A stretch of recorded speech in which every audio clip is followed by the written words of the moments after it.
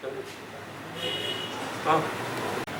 5 మాసాల కాలంలో అంటే వాస్తవంగా ఆరంభంలో ఈ లాక్డౌన్తో ఈ భౌతిక ఎత్తడిని నివారింప చేయడంతో కొంత అదుపులో ఉన్నప్పటికీ తదుపరి కాలంలో for the last 2 months mostly from July తీవ్రంగా వ్యాప్తి చెందటం ఒక విధంగా యావత్ సమాజాన్ని ఆందోళనకు గురి చేస్తుందని చెప్పడం తప్పదు. అంటే కేవలం గ్రేటర్ హైదరాబాద్ పరిధిలో మాత్రమే పడుతున్నటువంటి వ్యాధి క్రమేపీ జిల్లాలు గ్రామీణ ప్రాంతానికి విస్తరింపబడటం, ఇవాళ నూతనంగా ఏర్పడినటువంటి జిల్లాలలో ఉదాహరణ జగిత్యాల లాంటి జిల్లాను మన ఉదాహరణ తీసుకుంటే ఇక్కడ ప్రభుత్వ పరంగా కాకుండా మనకి ఇతర ప్రైవేట్ పరంగా ఇటు పరీక్షల నిర్వహణకే కానీ వైద్య సదుపాయాలకే కానీ ఏ విధమైన అవకాశం లేకపోవడంతో పూర్తిగా ప్రభుత్వంపైనే ఆధారపడేటువంటి ఒక పరిస్థితి మనం గమనిస్తున్నాం. వీళ్ళు ప్రభుత్వ పరంగా వీళ్ళ పరీక్షల నిర్వహణలో గుర్తింపబడ్డటువంటి పాజిటివ్ కేసెస్ ఏదైతే ఉన్నదో వారిని అంటే హోమ్ క్వారంటైన్ మినహా వేరే ఏ విధమైనటువంటి ఒక సదుపాయం అనేది లేదు. సరే ఏమైనా ఆక్సిజన్ ప్రాబ్లం అటువంటి డెవలప్ అయినట్టయితే ప్రభుత్వ ఆసుపత్రులు కొంతమేర సదుపాయాలు ఉన్నప్పటికీ ప్రధానంగా 90% ఆఫ్ ది పాజిటివ్ ఎఫెక్టెడ్ కేసెస్కి కేవలం క్వారంటైన్ అనేటువంటి ఒక సలహా మాత్రమే పరిమితం చేస్తుంది. ఈ క్వారంటైన్ కూడా ఏమైపోయింది, హోమ్ క్వారంటైన్కే పరిమితమైపోయింది. అంటే వాస్తవంగా ఈ క్వారంటైన్ అనేది వ్యాధి నివారణకు కాకుండా వ్యాధి నివారణతో పాటుగా వ్యాధి వ్యాప్తిని కూడా నివారింపజేయడానికి దోహదపడేది ఈ క్వారంటైన్.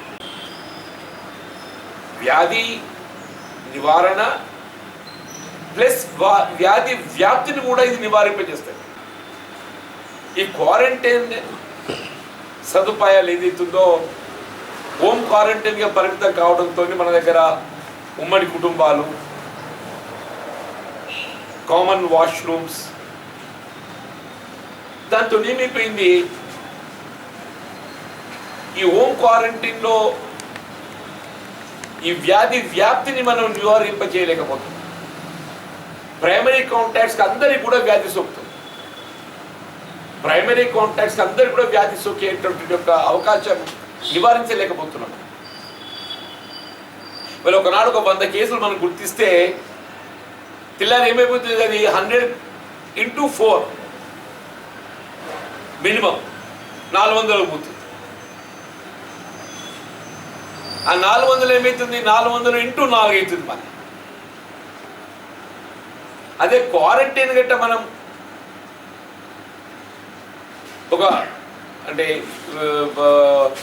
పూర్తి ఆంక్షలతో గట్ట మనం అమలు చేయగలిగినట్టయితే వ్యాధి వ్యాప్తిని నివారింపజేయడానికి మనకు అవకాశాలు ఎక్కువగా ఉంటుంది.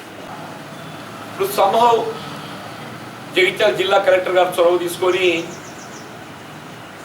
జేఎన్టీయూ కళాశాలలో ప్రభుత్వ పరంగా క్వారంటైన్ కేంద్రం ఆరంభింప చేసినప్పటికీ ఇప్పుడు ఫర్ లాస్ట్ 2 weeks కేవలం నామమాత్రంగా అందులో చేరికలు కనబడుతున్నాయి. దానికి కారణం ఏదైతుందో ఎవరికి చేరికకు వచ్చినట్టయితే వాళ్ళు వివిధ రకాలైనటువంటి ఆంక్షలతోని హోమ్ క్వారంటైన్గా పరిమితం చేస్తున్నాం. ఇప్పుడు మొన్న మల్యార్ మండల్ బలవంతపూర్ విలేజ్ ఉంది, ఉదాహరణ చెప్తుంది. ఒక విలేజ్లో 40 మందికి ఎఫెక్ట్ అయింది. 40 మందికి ఎఫెక్ట్ ఓ ఫంక్షన్లో పార్టిసిపేట్ కావడం. మొత్తం 40 మందిని ఏదైతుందో హోమ్ క్వారంటైన్గా పరిమితం చేసి ఇప్పుడు క్వారంటైన్తో ప్రభుత్వంపై పడేటువంటి భారం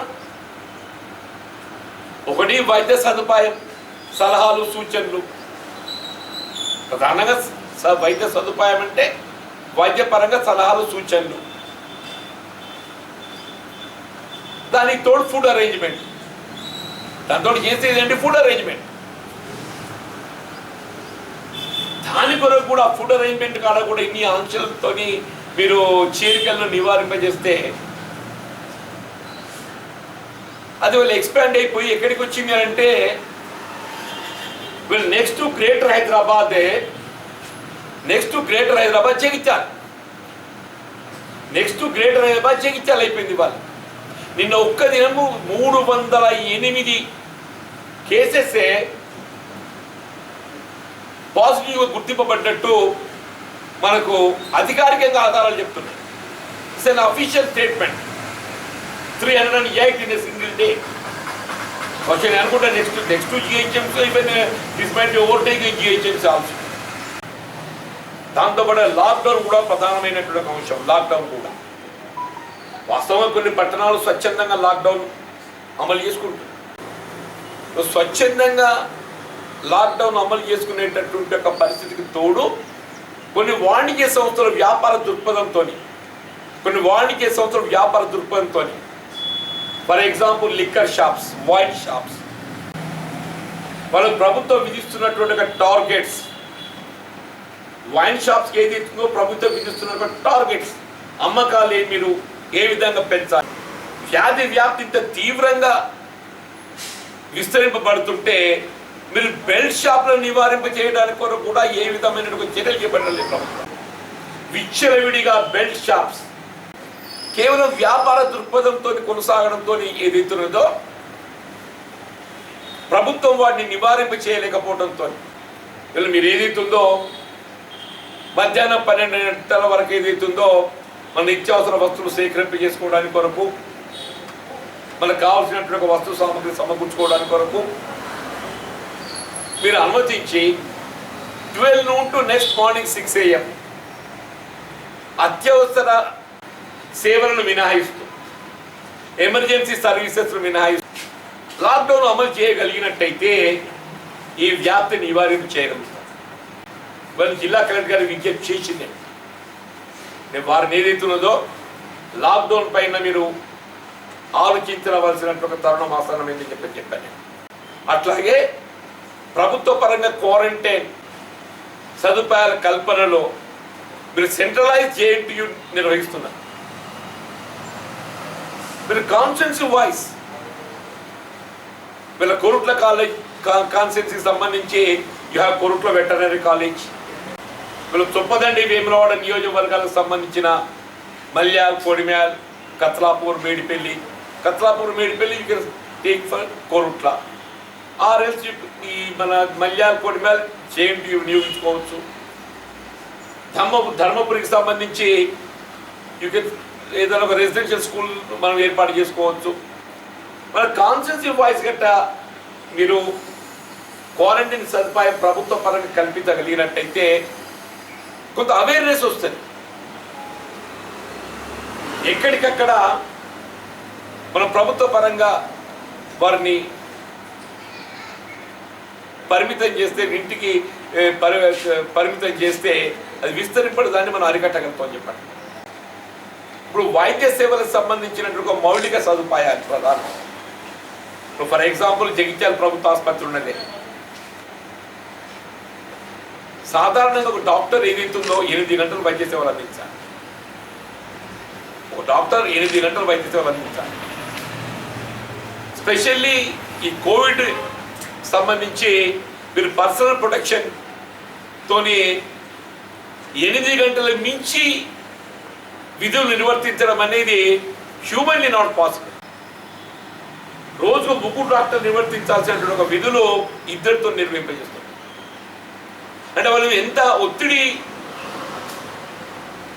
ఏర్పడుతుందని మీరు ఊహించండి చెప్పంటారు. నర్సింగ్ స్టాఫ్ ప్రతి 10 బెడ్స్కి ఒక సిస్టర్ ఉండాలి. ప్రతి 10 బెడ్స్ అంటే 30 పడకలకు 3 సిస్టర్స్ నర్సింగ్ స్టాఫ్ ఏదైతుందో బాధ్యతలు విధులు నిర్వర్తించాలి. అది ఏమైపోయింది, మొత్తం 30 పడకలకు ఒకరే సిస్టర్. అంటే ఎంత ఒత్తిడి గురవుతుందో దయచేసి గమనించండి అని చెప్పి అంటున్నాను. పాప వాళ్ళ పరిస్థితి అయిపోయింది కదా అని చెప్పానంటే,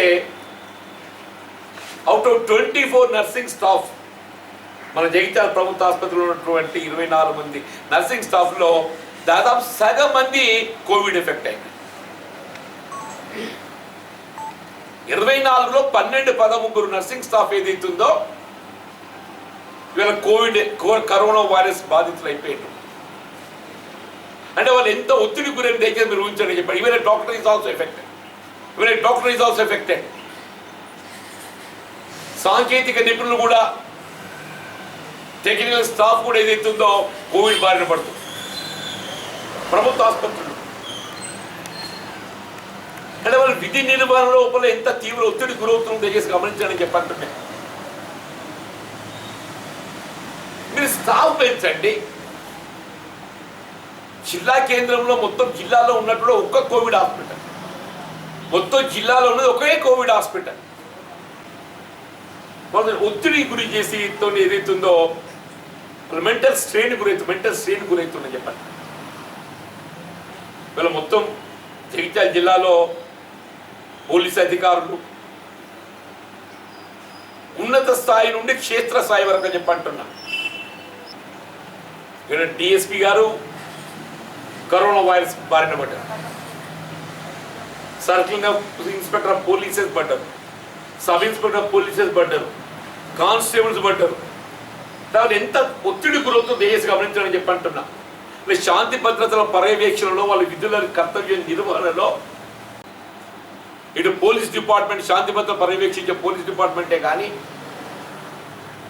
పారిశుద్ధ్య కార్మికులే కానీ, రెవెన్యూ అడ్మినిస్ట్రేషనే కానీ, ఇవాళ ఏదైతుందో వన్ ఆఫ్ ది ఏముల అడ్మినిస్ట్రేటర్ మన ఎడిషనల్ ఎస్పీ గారు ఏదైతుందో వన్ ఆఫ్ ది ఏముల administrator was due for retirement on 31st of August. 31/8 ఏదైతుందో వారు పదవి విరమణ పొందబోయేటటువంటి అధికారి గారు, జగిత్యాల ఎస్పీ గారు ఏదైతుందో దీర్ఘకాలిక సెలవు పోవడంతో పూర్తి స్థాయి పాలనా బాధ్యత ఏదైతుందో వారికి పడడంతో వారు కరోనా వైరస్ కోవిడ్ బారిన పడి చెలవిన ఆసుపత్రిలో వైద్య సేవలు పొందుతూ మన తుది శ్వాస విడిచింది అని చెప్పారంటే, విధంగా అధికారులు ఎంత ఒత్తిడి గురవుతుందో దయచేసి గమనించండి చెప్పంటారు. మనకి కావలసిన సదుపాయాలు కల్పించండి. మౌలిక సదుపాయాలు ప్రధానం. మీరు మౌలిక సదుపాయాల కల్పన లేదు. బిగినింగ్లో ఏదైతుందో April, May, March and April, first April salary and May salary, special incentives were given. Corona virus వ్యాధి నివారణలో ఎవరైతే సేవలు అందిస్తుండ్రో, హెల్త్ సర్వీసే కానీ, doctors, nursing staff, ANMs, anganwadi, ఆయా, అట్లాగే పోలీస్ డిపార్ట్మెంట్, మున్సిపల్ శాఖ పారిశుద్ధ కార్మికులు, సమ్ ఎక్స్టెంట్ రెవెన్యూ డిపార్ట్మెంటే, special incentives were given for 2 months. ఇప్పుడు ఎప్పుడైతే వాళ్ళ విధుల ఒత్తిడి పెరిగిందో నో స్పెషల్ ఇన్సెంటివ్. బిగినింగ్లో ఆరంభంగా 2 మాసాలు ఇచ్చినట్టు నేను, ఇప్పుడు మాత్రం ఏది లేదు. ఆ స్పెషల్ ఇన్సెంటివ్స్ ఏదైతుందో it must be continued retrospective effect. It must be continued retrospective effect. ఇప్పుడు గడిచిన మాసాలకు కూడా ఈ స్పెషల్ ఇన్సెంటివ్స్ హెల్త్ డిపార్ట్మెంటే కానీ, పోలీస్ డిపార్ట్మెంటే కానీ, మున్సిపల్ పారిశుద్ధ్య కార్మికులే కానీ, వీళ్ళందరికీ కూడా ఏదైతుందో స్పెషల్ ఇన్సెంటివ్ ఇప్పించాలి. విధి నిర్వహణలో అసలు బాసినటువంటి యొక్క వైద్య శాఖ కానీ, పోలీస్ డిపార్ట్మెంట్ కానీ special monetary ex gratia shall be given. వాళ్ళ ఎడిషనల్ ఎస్పీ దక్షిణమూర్తి గారు ఏదైతున్నదో వాస్తవంగా ఒక దళిత కుటుంబంకి వెళ్ళి వచ్చిండు, నిరుపేద దళిత కుటుంబంకి వెళ్ళి వచ్చిండు. ఒక దళిత కుటుంబంకి వెళ్ళి వచ్చి కూడా ఆయన విధి నిర్వహణ కర్తవ్య నిర్వహణ కొరకు ఏదైతుందో ఒక దీక్షతో పట్టుదలతో పనిచేసింది కాబట్టి గర్వం ఉందని చెప్పట్టు. అట్లాగే ఆ కుటుంబానికి 1 crore cash special ex gratia monetary ₹1 కోటి ఏదైతున్నదో ఆ కుటుంబాన్ని ఆదుకోవడానికి కొరకు ప్రభుత్వ పరంగా సత్వరమే ప్రకటింపజేసి సహాయం అందింపజేయాలని చెప్పని డిమాండ్ చేస్తుంది. తీవ్రతను బట్టి ప్రైవేట్ ఆసుపత్రిలో సేవలు పొందుతున్నటువంటి వారికి అది ఆర్థికంగా భారమవుతుంది. You go to any hospital minimum 4 లక్షల కంటే తక్కువ డిపాజిట్ చేస్తే అడ్మిట్ చేసుకుంటలేదే. 4 లక్షల కంటే తక్కువ డిపాజిట్ అడ్మిట్ చేసుకుంటలేడు. మరి ప్రభుత్వం వైద్య ఆరోగ్య శాఖ మంత్రులు ఏదైతున్నదో మీరు సగం బెడ్స్ తీసుకుంటామని చెప్పారు. ఇదివరకు ఎన్ని బెడ్స్ తీసుకున్నాం మరి ఆయనకే తెలియాలి. ఎక్కడ కార్పొరేట్ ఆసుపత్రుల నుండి ఒక్క బెడ్ తీసుకునే ఉదంతం లేదు, ఒక్క బెడ్ తీసుకునే ఉదంతం లేదని చెప్పంటారు. ఛార్జెస్ మీద కూడా ఏదైతుందో ఏ విధమైనటువంటి ఒక ఇప్పుడు కేంద్ర ప్రభుత్వం అమలు చేస్తున్నటువంటి ఆయుష్మాన్ భారత్లో మీరు చేర్చారు దీన్ని. ఇవాళ కేంద్ర ప్రభుత్వమైనా రాష్ట్ర ప్రభుత్వమైనా అది ప్రజల సొమ్ము. అక్కడ ఆయన మోడీ ఆయన ఇంట్లోకి వెళ్ళి ఇస్తలేడు, ఇక్కడ ఈయన ఇంట్లోకి వెళ్ళియడు. ఇలా విద్య వైద్యం 2 ఫండమెంటల్ రైట్స్. కరోనా వైరస్ వైద్య సేవలు ఏదైతుందో ఆరోగ్యశ్రీలో చేర్చాలని చెప్పని డిమాండ్ చేస్తూ ముఖ్యంగా జగిత్యాల నూతనంగా ఏర్పడిన జిల్లా ఇక్కడ వ్యాధి తీవ్ర స్థాయిలో విస్తరింపబడుతున్న పరిస్థితులలో హోమ్ క్వారంటైన్ అనే ఒక నిర్వచనాన్ని ఏదైతుందో గవర్నమెంట్ క్వారంటైన్ ప్రభుత్వ క్వారంటైన్ అనే విధంగా మార్చే విధంగా నియోజకవర్గ వారీగా ఏదైతుందో మీరు సెంటర్లు తక్షణమే ఆరంభింపజేసి అమలు తేవాలని చెప్తున్నాం. ఉన్నటువంటి ఒక ప్రభుత్వ ఆసుపత్రిలో వైద్య సేవలు విస్తరింపజేయడానికి నర్సింగ్ స్టాఫ్ను పెంచండి. ఇప్పుడు అనారోగ్యం బారిన పడేదైతే విధులకు దూరం అయిపోయిందో వారి స్థానే నూతన రిక్రూట్మెంట్ చేయాలి. తాత్కాలికంగానే మీరు తీసుకోండి. మీరు తెలిసి ఒక్క సిస్టర్తో ఏదైతే 30 బెడ్లు ఇస్తామంటే ఎట్లనే డాక్టర్స్ కూడా పరిమితమైన వేలలతో 8 గంటలకే పరిమితం చేసే విధంగా విధులు నిర్వర్తింపజేసేటట్టు చేయండి. వీళ్ళ కోవిడ్ బారిన పడ్డటువంటి ఒక దక్షిణమూర్తి గారి నివాళులు అర్పిస్తూ వారి ఆత్మకు శాంతి చేకూరాలని చెప్పని వారి కుటుంబానికి ప్రగాఢ సానుభూతిని వ్యక్తం చేస్తూ వారు విధి నిర్వహణలో ఈ కరోనా బారిన పడ్డటువంటి పరిస్థితులలో ప్రత్యేకంగా వారి కుటుంబానికి ఏది ఉంటుందో is eligible for family is eligible for compassionate apartment employment, కానీ అది ఒక ఉన్నత స్థాయి ఉద్యోగం కల్పించే విధంగా అట్లాగే 1 crore ఆ కుటుంబానికి ఏదైతుందో ఆర్థికంగా సహాయం అందింపజేసే విధంగా కరోనా వారియర్గా గుర్తించి ఈ కరోనా వ్యాధితో మరణించిన ప్రతి కుటుంబానికి 50 లక్షల రూపాయలు స్పెషల్ ఎక్స్గ్రేషియా అందింపజేయాలని చెప్పని కాంగ్రెస్ పార్టీ పక్షాన